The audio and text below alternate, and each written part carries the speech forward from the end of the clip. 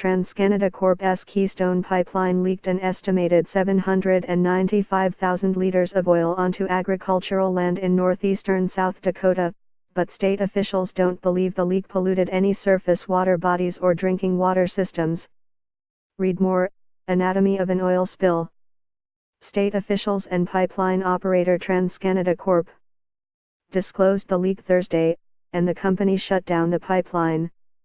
TransCanada said it activated emergency response procedures after detecting a drop in pressure resulting from the leak south of a pump station in Marshall County.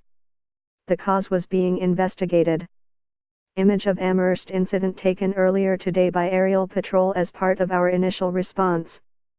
For more updates, visit https://8y.wi10q2empic.twitter.com/erntiudville.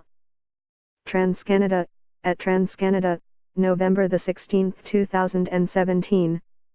Discovery of the leak comes just days before Nebraska regulators are scheduled to announce their decision Monday whether to approve the proposed Keystone 40 oil pipeline, an expansion that would boost the amount of oil TransCanada is now shipping through the existing line, which is known simply as Keystone.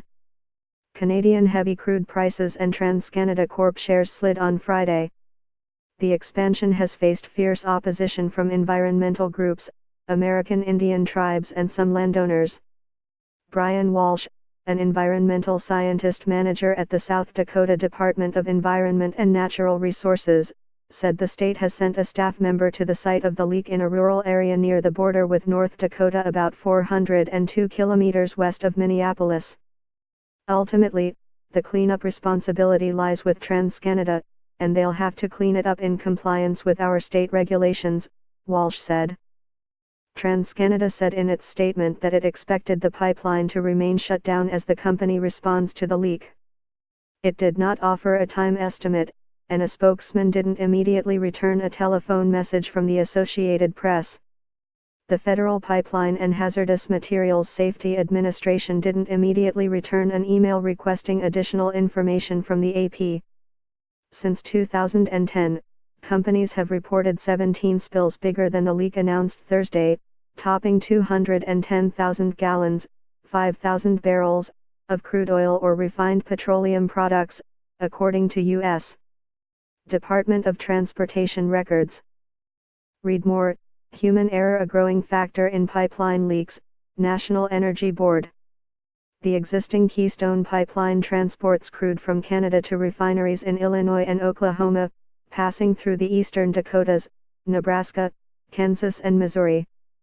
It can handle nearly 600,000 barrels daily, or about 23 million gallons.